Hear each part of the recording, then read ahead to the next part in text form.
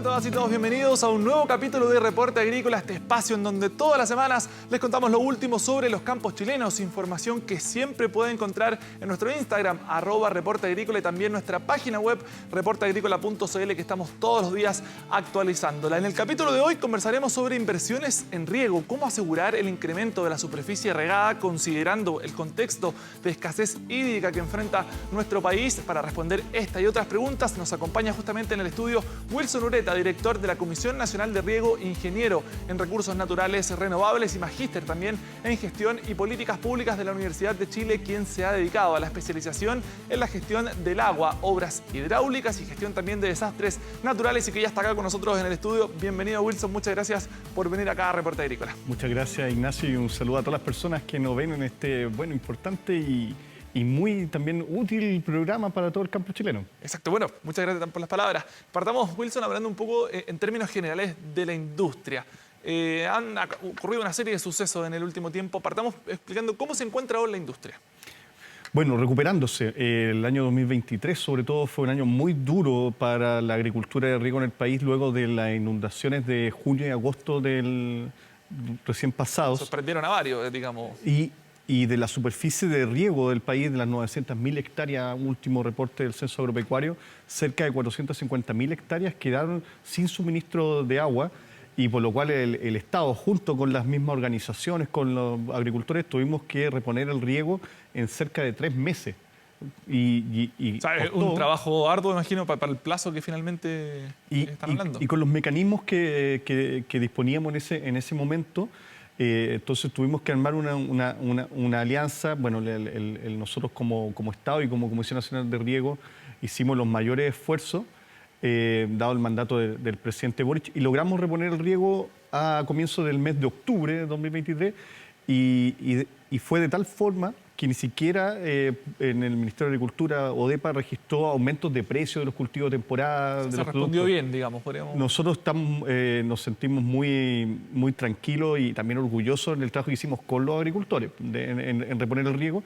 Y ya en este año estamos haciendo lo que nosotros denominamos la etapa de reconstrucción definitiva de obras de riego, con distintas líneas, pero en general nosotros creemos que en un escenario de cambio climático, donde evidentemente tenemos que administrar escasez y también ahora lo sabemos, los eventos extremos, estamos trabajando codo a codo con los agricultores y también adaptando la institucionalidad para abordar estos eventos. O sea, ¿podríamos hablar que ha mejorado finalmente este sistema de riego en el país? Yo lo abordaría de la siguiente perspectiva. Yo creo que toda la institucionalidad y también la agricultura, todos los actores que inciden en el mundo de la gestión del agua y en particular el riego, hemos ido asumiendo de que hoy lo principal es abordar un escenario de cambio climático y adaptarnos a ese escenario. Adaptarnos en el sentido de que ya no es una opción maximizar la superficie de riego, sino optimizarla, usar de mejor forma el agua. Y en eso yo creo que hemos avanzado bastante. Uno, si ve las cifras del Censo Agropecuario, hoy hay una disminución de la superficie de riego a nivel nacional, cerca de más cercano a un 15%. Hoy día tenemos 900.000 hectáreas regadas, pero esa superficie nosotros podemos decir con total certeza de que se riegan de mejor forma. Eso. ¿Y se busca asegurar alguna superficie regada? ¿Hay alguna meta también detrás? La meta, lo primero es disminuir o aminorar el decrecimiento de esa superficie de riego.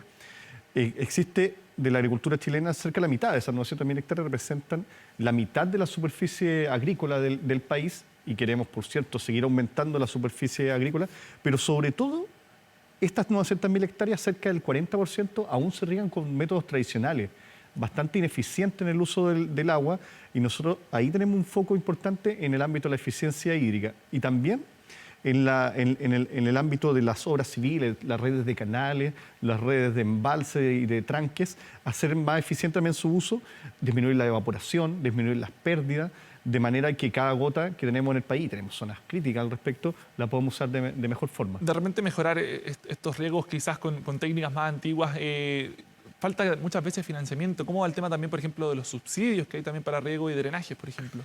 El principal instrumento que va dirigido a la eficiencia hídrica en la agricultura del país, bueno, lo administra la Comisión Nacional de Riego y es la Ley de Riego, Ley 18.450, que subsidia la inversión privada en riego, tanto en obras extraprediales los canales, los tranques, las obras comunitarias, como también intrapedial.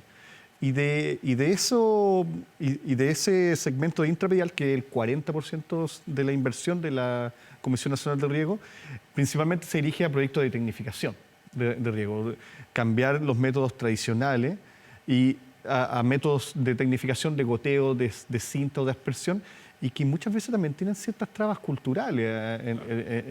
En distintas zonas del país hay una cultura de riego tradicional, en el norte del país el terraceo. Es difícil cambiar el switch a veces en ese... Y también entregar herramientas para usar el riego de buena forma, el riego tecnificado. Nosotros, además de la inversión misma, nosotros tenemos distintos instrumentos y hacemos programas para capacitar a las personas a regar mejor. ¿Y de repente hay un foco en esta agricultura campesina, familiar también? Así es. Nosotros desde la llegada a la Comisión Nacional de Riego y por mandato del presidente, nosotros hicimos una revisión importante de todos los instrumentos de la CNR, tanto los estudios, los programas, pero también el instrumento de fomento de la ley de riego, a quién va dirigido. Y nos encontramos con una realidad muy importante, que es que los agricultores pequeños son los que usan peor el agua, en términos de eficiencia. Y por otro lado son los que tienen menos capacidad de inversión. No tienen el capital para invertir en sistemas de riego la brecha, que se le llama mucho esa brecha que hay entre los grandes y los más chicos. Y que con las décadas se ha ido incrementando. Entonces nosotros nos propusimos llegar de mejor forma a los pequeños agricultores y hemos incentivado un programa reforzado para la pequeña agricultura con requisitos más simplificados de postulación. Y entre esos quisiera destacar el rol que hemos tenido como CNR en articulación con el Ministerio de la Mujer, con CONADI y con INDAP hacia las mujeres. En la mitad de la población rural son mujeres, pero tenían una limitante importante en cuanto a la tenencia de la tierra para postular los proyectos de la Comisión Nacional de Riego, y nosotros propiciamos algunos cambios normativos que ahora nos llevan a que la mujer es cerca del 50% de las postulantes de la ley de riego, y este año van a ser probablemente más que los hombres, en primera vez en la historia de la CNR que vamos a lograr eso. Se podría marcar. Así y ahí, es. por ejemplo, el riego contribuye a una suerte de desarrollo más justo y sustentable también en el sector.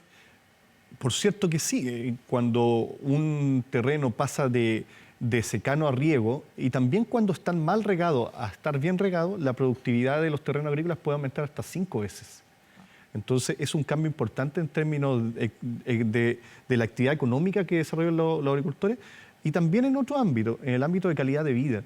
Nosotros tenemos múltiples casos de pequeños y pequeñas agricultoras que antes regaban sus invernaderos con balde, con manguera, y dedicaban largas horas del día en esto. Ahora con sistemas tecnológicos en donde uno puede incluso programar el riego, bueno, hay una mejora en calidad de vida. Y también en las obras extrapediales, en las obras civiles que nosotros financiamos, ya propiciamos que no haya turnos de noche para regar. En el norte del país, en Valparaíso, habían agricultores que tienen que regar de noche. Bueno, con las inversiones que nosotros hacemos, la gente duerme de noche y vive de día. Y de repente, para quienes no conocen, ¿cuáles son los mecanismos quizás para poder distribuir mejor el agua en medio de esta escasez hídrica? Bueno, yo diría que son dos perspectivas que creo. Lo primero es ocupar mejor el agua que existe, aumentar la eficiencia del riego. Y la segunda perspectiva es encontrar nuevas fuentes de agua en donde nosotros podamos incrementar y habilitar la seguridad de riego en la superficie que hay. En la primera, de la eficiencia hídrica, es lo que hemos conversado, ¿cierto? Mejorar los niveles de eficiencia, disminuir las pérdidas por evaporación o por infiltración y usar mejor el agua. Cuanto a nuevas fuentes, hemos estado trabajando bastante en incorporar nuevos concursos para, por ejemplo, captación de aguas lluvias en el sur del país.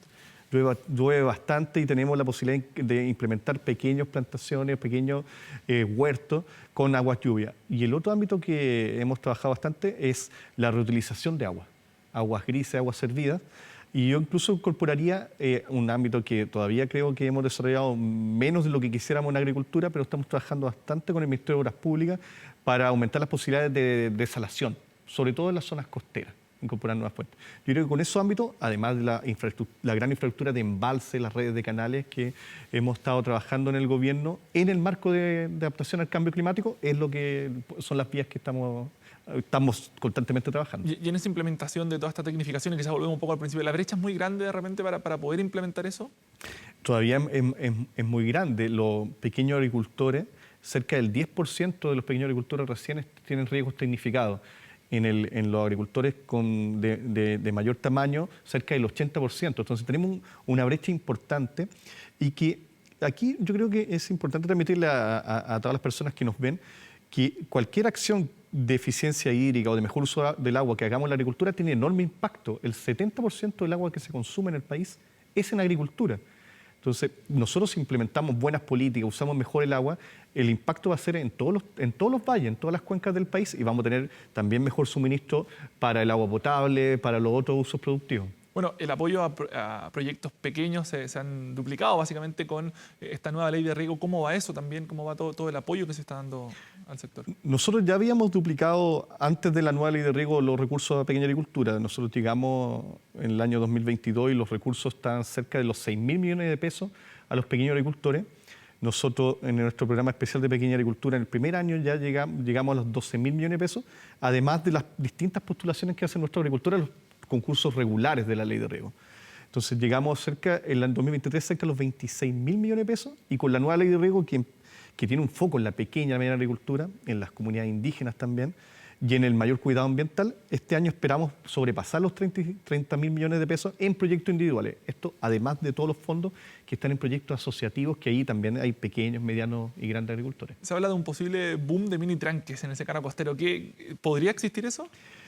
Nosotros vemos que sí, es un trabajo que tiene que estar asociado al desarrollo de grandes obras de infraestructura, pero en las postulaciones a la ley de riego y también en las solicitudes de estudios previos de inversión, nosotros hemos visto esa realidad. En general está asociado al ámbito de mejorar los sistemas de turno en las obras comunitarias, y también al sentido que mencioné anteriormente, de mejorar la calidad de vida de los agricultores, de poder reservar el agua para poder regar en cierta hora y no depender del flujo de agua en la noche, por ejemplo. Nosotros vemos también que está asociado mucho a la habilitación de pozos, los sistemas de acumulación intrapredial. Y nosotros hemos actuado en sintonía al respecto. Nosotros creo que hemos aumentado en cerca de un 30% la inversión en obras del tipo que dices tú, de acumulación. O sea, un trabajo que está siendo importante también para enfocar a eso. Y por último, Wilson, consultarte por cuáles son los desafíos principales en el mediano plazo. En el mediano plazo tenemos dos desafíos muy importantes. Uno es llegar a zonas del país donde la acción de la Comisión Nacional de Riego todavía no ha podido penetrar de la forma que queremos. Esto lo hemos ido avanzando, habilitando nuevas oficinas regionales. Nosotros partimos el gobierno con 7 oficinas regionales, hoy día tenemos 10. El próximo año esperamos tener una más en la región de los lagos, y con eso trabajar más en los territorios con las comunidades. Y esto en alianza con la CONADI, el INDAP, también la Dirección General de Agua, en donde más personas puedan acceder a los instrumentos de la CNR. Y el otro ámbito es el desarrollo estratégico de la infraestructura de riego en conjunto con el Ministerio de Obras Públicas, el desarrollo de obras de riego, de aprovechar la economía de escala, generar embalses adaptados al cambio climático, las nuevas fuentes. Creo que por ahí nosotros podemos generar un círculo virtuoso en conjunto con las organizaciones. ¿Y en el corto? ¿Hay alguno? En el corto plazo nosotros tenemos una política de desarrollo de proyectos en comunidades indígenas.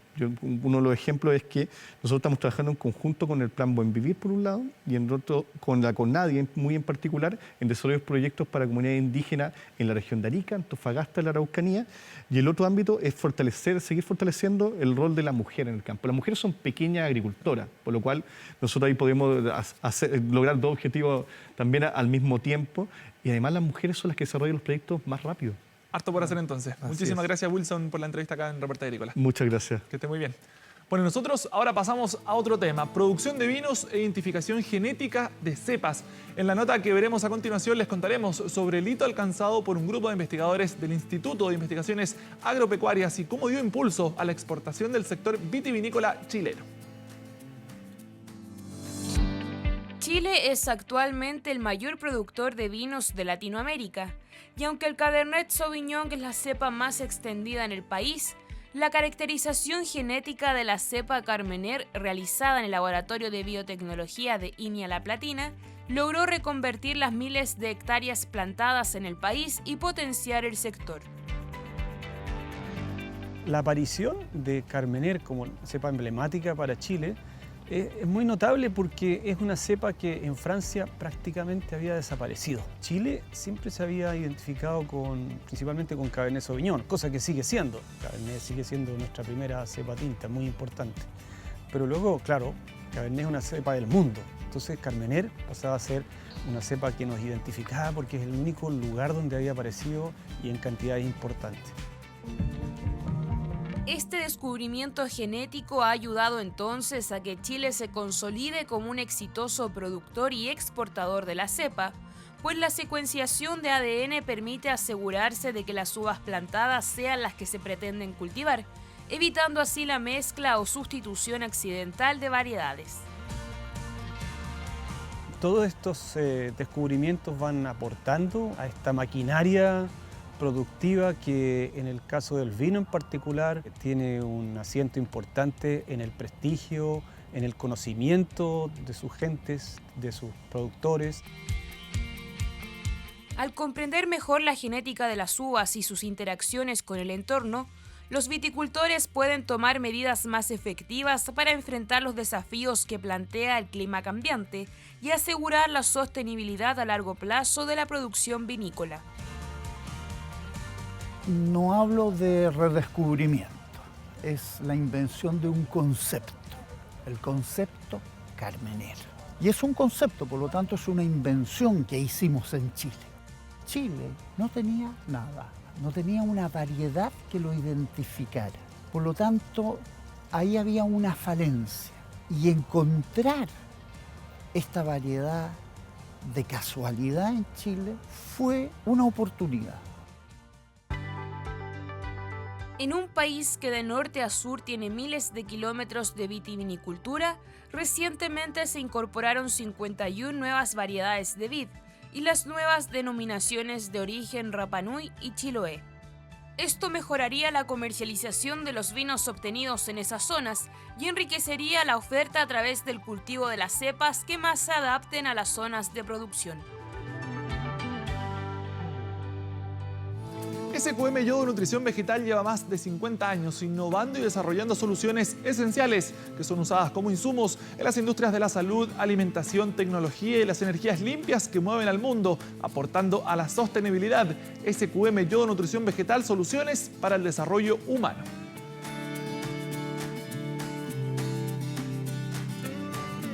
Y ahora nos vamos al norte de nuestro país, a la zona montañosa de la región de Atacama, donde la existencia de una planta endémica ayuda a los apicultores del sector a producir miel con propiedades antibacterianas únicas en Chile. Veamos todos los detalles. A nivel mundial, 3 de cada 4 cultivos que producen frutas o semillas para alimento humano dependen en parte de abejas y otros polinizadores. En Chile existen 9.600 apicultores registrados y se han identificado 12 tipos de mieles desde el desierto de Atacama hasta la Patagonia. Pero en la región montañosa de Atacama, la existencia de una planta endémica de la familia de la Scriptanta contribuye con la producción de miel orgánica certificada con propiedades antibacterianas únicas en Chile. Ha sido un hallazgo encontrar que en esta zona se dé una planta así, que sea melíflora, que pueda producir mieles monoflorales. Y bueno, las características antibióticas también que tiene la miel vienen de la planta. En nuestra miel, las mieles acá de la zona están en categoría Arctic Honey. O sea, significa que tiene alta actividad contra ciertas bacterias, que son las que se analizaron. En la Arctic Honey se mide la actividad total como una escala de eliminación de bacterias y hongos. Cuanto mayor sea el valor, más bacterias y hongos puede matar potencialmente la miel. Pero además de las propiedades antibacterianas, la existencia de la Scriptanta en Atacama contribuye con el control de la erosión en el suelo y lo enriquece con nutrientes orgánicos, mejorando su fertilidad. Estamos trabajando en un plan estratégico para apoyar la apicultura y para trabajar de manera asociada. O sea, en vez de que cada apicultor tenga su sala, tener una sala común de primer nivel. Entonces nos hemos dado cuenta que asociados podemos llegar a más. En Chile, el 99% de la actividad apícola se encuentra entre Atacama y Aysén, produciendo miel, material vivo, servicios de polinización y otros productos de la colmena que tienen por destino el mercado nacional e internacional. Y el valor agregado de la miel producida en la zona montañosa de Atacama permite justamente eso, llegar a mercados más exigentes. En este momento estamos mandando el primer envío de una muestra a un cliente en Estados Unidos y si todo va bien vamos a poder empezar a exportar. Es un proceso largo. Ahora nos adjudicamos un proyecto de Cercotec, Fortalece Cooperativa, para transformar la sala que tenemos en Freirina en una sala de exportación. Datos de la Organización de las Naciones Unidas para la Alimentación y la Agricultura dan cuenta que cerca del 90% de las plantas con flores dependen de la polinización para reproducirse. Y 75% de los cultivos alimentarios del mundo dependen en cierta medida de la polinización. Las abejas y otros polinizadores son fundamentales para el desarrollo de la agricultura y la seguridad alimentaria. Y en la transición hacia una agricultura sostenible, la inocuidad alimentaria se ha convertido en un aspecto clave. Y en la siguiente nota les contaremos si en nuestro país están dadas las condiciones para lograrlo. Mire.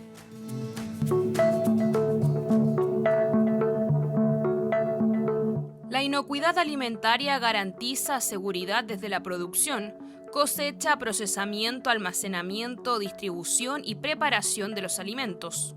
En Chile, el sector agrícola transita hacia una producción más sustentable, en la que la inocuidad se erige como bandera e incluso se convierte en el valor agregado de cada producto. Pero, ¿están dadas las condiciones para lograrlo?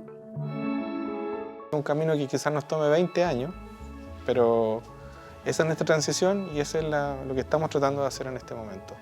Desarrollar alternativas para los agricultores, planes de manejo integrado para los agricultores, cosas que ellos puedan adoptar.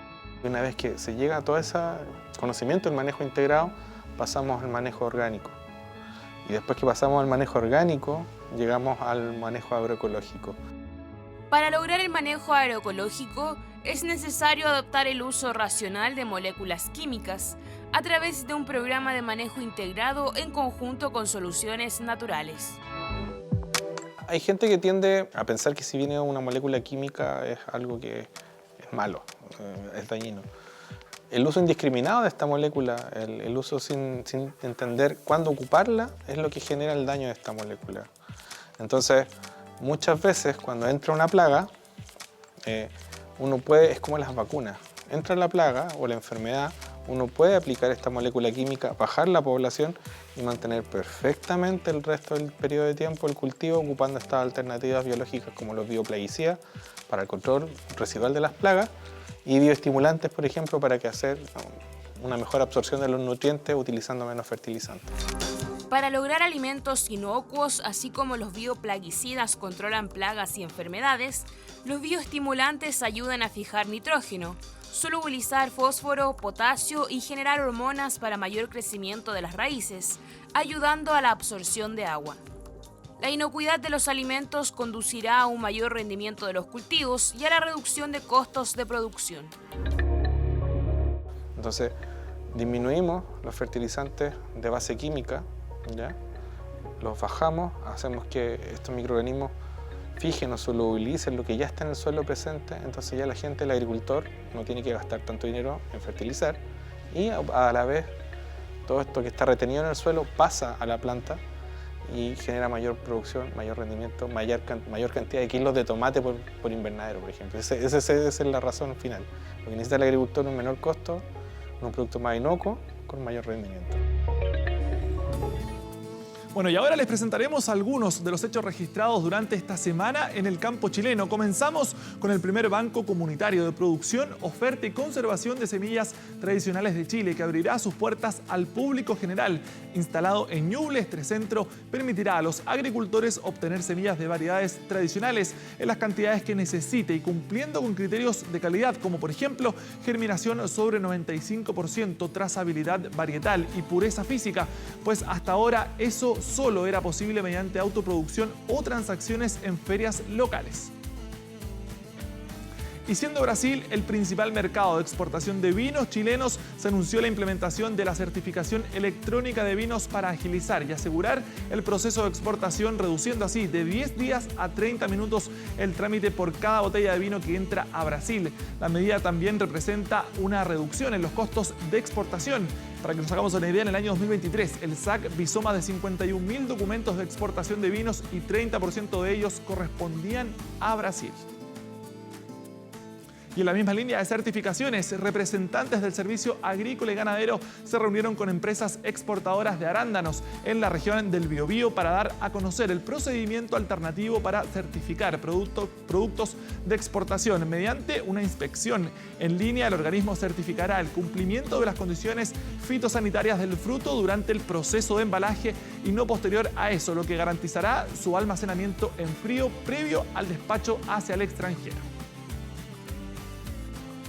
Bueno, y con esto hemos llegado hasta el final de este capítulo. Muchísimas gracias como siempre por acompañarnos y recuerden que pueden revisar todo el contenido del programa en nuestra página web reporteagrícola.cl y también pueden seguirnos en nuestro Instagram @reporteagrícola para que esté informado de todo lo que ocurre en el campo chileno. Nos vemos la próxima semana, que estén muy bien.